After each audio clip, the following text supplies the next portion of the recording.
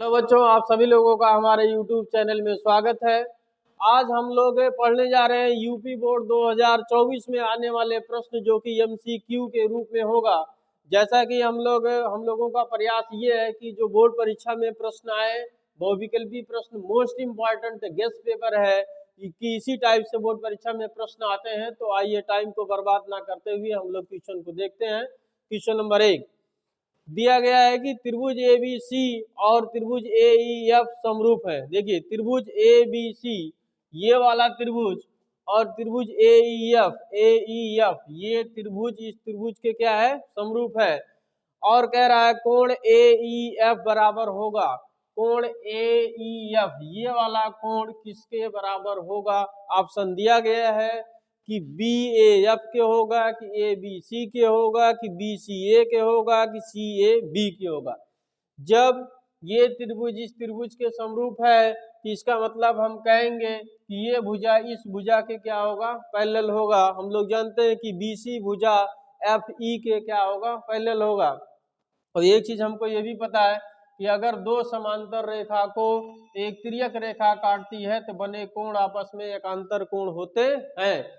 यहाँ पे देखा जाए ये समांतर रेखा है और ये भी समांतर रेखा है, इसको एक तिर्यक रेखा काट रही है, इसका मतलब इस कोण का एकांतर कोण ये होगा, यानी कोण E बराबर क्या होगा, कोण B।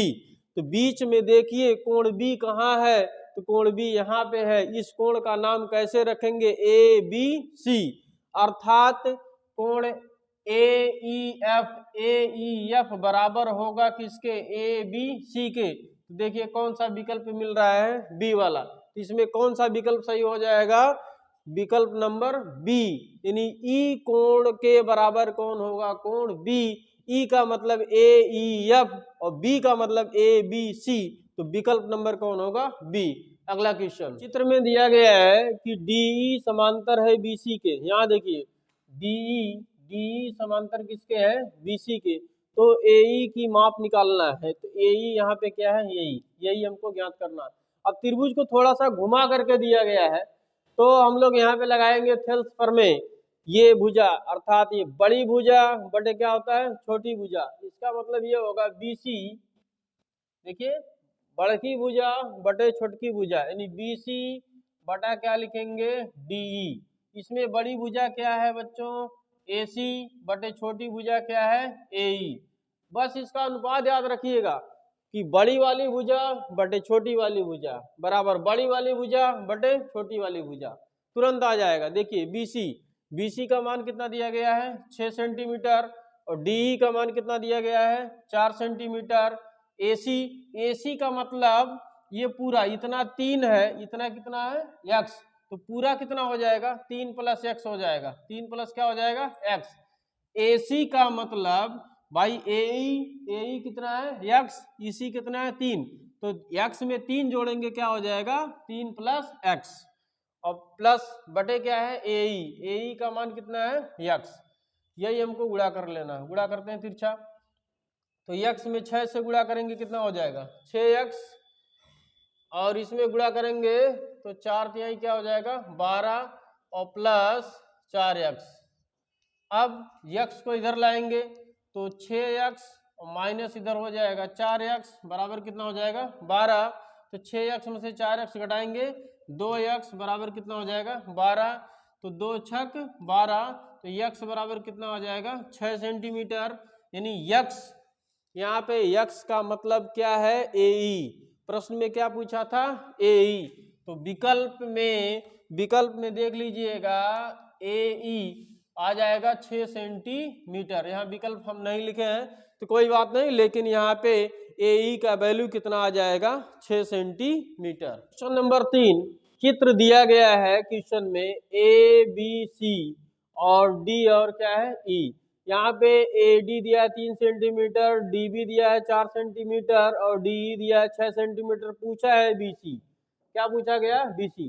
तो इस प्रकार के त्रिभुज में अनुपात पता होना चाहिए कि कैसे लगाते हैं। देखिए ध्यान से देखिएगा, ये सवाल इंपॉर्टेंट है, बोर्ड परीक्षा में इस टाइप से सवाल जरूर आएगा, ये मेरा वादा है। देखिएगा कि ये आधी भुजा, आधी का मतलब यहाँ पे क्या है, AD, आधी का मतलब क्या है, AD। आधी भुजा बटे पूरी भुजा, पूरा का मतलब यहाँ पे क्या है ए बी, देखिए आधा बटे क्या लिखेंगे पूरा, बराबर ये वाली भुजा आधी भुजा अर्थात डी बटे क्या हो जाएगा पूरा क्या हो जाएगा BC। ये रेशियो याद रखिएगा, अगर ये दोनों साइड पता हो और ये भुजा दोनों भुजा में से एक भुजा पता हो तब हम लोग लगाते हैं ये थ्योरम है कि ये आधी भुजा बटे पूरी भुजा बराबर ये आधी भुजा बटे ये पूरी भुजा। तो याद रखिएगा AD का मान कितना है 3। ध्यान से देखिए A से B निकालना है, ये 3 है ये 4 है, तो 4 3 क्या हो जाएगा 7, पूरा कितना हो जाएगा 7। और ये DE कितना है 6 बटा BC, यही हमको BC जरूरत है, BC निकालना है। तो देखिए कैसे निकालते हैं, तिरछा गुणा करिए, यानी 3BC बराबर 6 गुणे 7, 6 गुणे 7 तो 3 दूनी 6, यानी BC बराबर 7 दूनी कितना आ जाएगा 14 सेंटीमीटर। तो BC देख लीजिए कौन सा विकल्प सही हो रहा है, तीसरा वाला विकल्प सही हो रहा है 14 सेंटीमीटर। बस इसमें याद रखना है कि आधा बटे पूरा बराबर छोटी भुजा बड़ी भुजा। नंबर समझ में आज हम लोग 4 देख रहे हैं, चित्र दिया गया है कि EF समांतर है, देखिए EF समांतर है BC की, ये इसके क्या दिया गया है समांतर दिया गया है, और AE अनुपाते BE, देखिए AE अनुपाते BE का अनुपात दिया गया है 1 अनुपाते कितना है 4 है, और CF का मान दिया गया है, CF का मान दिया गया है 1.5 सेंटीमीटर दिया गया है। तब हमसे पूछा है AF की लंबाई, अर्थात ये लंबाई हमको निकालना है। यहाँ पे विकल्प नंबर दिया गया है, विकल्प दिया गया।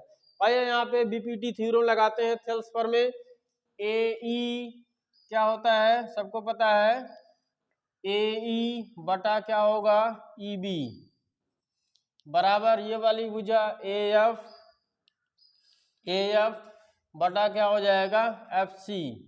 सबकी वैल्यू रखिए, AE का मान कितना है 1, EB का मान कितना है 4, AF निकालना है और FC का मान है 1.5। तिरछा गुणा करेंगे, तिरछा गुणा तो 4AF बराबर हो जाएगा 1.5। तो AF बराबर 1.5 इधर बटे क्या हो जाएगा 4। नंबर 5 देख रहे हैं MCQS का, यहाँ दिया गया है चित्र दिया गया है DE समांतर है BC। देखिए DE समांतर क्या है BC, BPT थ्योरम लगेगा, थेल्स थ्योरम जिसे कहते हैं।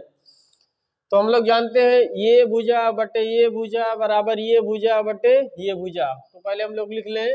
और प्रश्न में भी दिया गया है देखो AD कितना दिया गया है x, ये कितना है x, DB दिया गया है x-2 है, x माइनस कितना है 2, AE दिया गया है x+2 है, x+2, और EC दिया गया है x माइनस क्या है 1।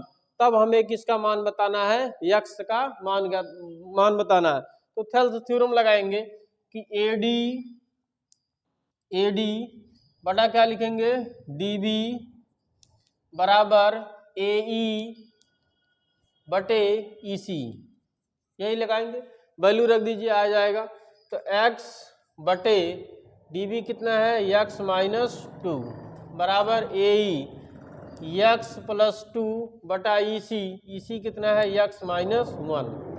अब यहाँ पे विकल्प के सहायता से लगा सकते हैं, विकल्प के सहायता से लगाइए, विकल्प के सहायता से लगाइए कि दोनों वैल्यू क्या होना चाहिए बराबर होना चाहिए। अब इसमें x का कौन सा मान रख दें कि दोनों विकल्प क्या हो जाए बराबर हो जाए, वही वाला विकल्प सही है। तो अगर हम x बराबर किसी वजह से 4 लेते हैं, क्या ले लें 4, देखिए x का वैल्यू हम 4 लिए हैं, तो 4 में से 2 घटाएंगे क्या आ जाएगा 2, तो 2 1 2, 2 दूनी 4। अब x के स्थान पे 4 रखो, 4 और 2 कितना हो जाएगा 6, और 4 में से 1 घटाएंगे कितना जाएगा 3, तो 3 1 3, 3 दूनी 6। यहाँ देखिए 2 और 2 आ गया बराबर आ गया। तो इस प्रकार से कौन सा विकल्प सही होगा, चौथा विकल्प सही होगा। अगर ऐसा नहीं करना चाहते हैं तो इसको तिरछा गुणा करिए और हल करिए तब भी आएगा, लेकिन जब हमारे पास ऑप्शन दिया गया है तो हम x की वैल्यू रख लेंगे। और कैसे पता चलेगा सही है कि दोनों मान क्या होना चाहिए, बराबर होना चाहिए। तो हम x बराबर 4 लिखे थे, देखिए x के स्थान पे 4, तो x के स्थान पे 4 रखेंगे तो 4 में से 2 घटाएंगे कितना आ जाएगा 2, तो 2 एक 2, 2 दूनी 4 यानी 2/1। इसमें x के स्थान पे 4, तो 4 + 2 कितना हो जाएगा 6, और 4 में से 1 गए 3, तो 3 एक 3, 3 दूनी 6। तो इधर देखिए 2/1, इधर क्या आ गया 2/1।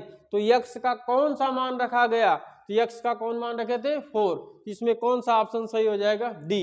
उम्मीद करते हैं कि आप लोगों को ये वीडियो समझ में आया होगा, और इस टाइप से वीडियो हम बनाते रहेंगे, आप लोग देखते रहिए, इसको शेयर करिए, सब्सक्राइब करिए, लाइक करिए। जय हिंद।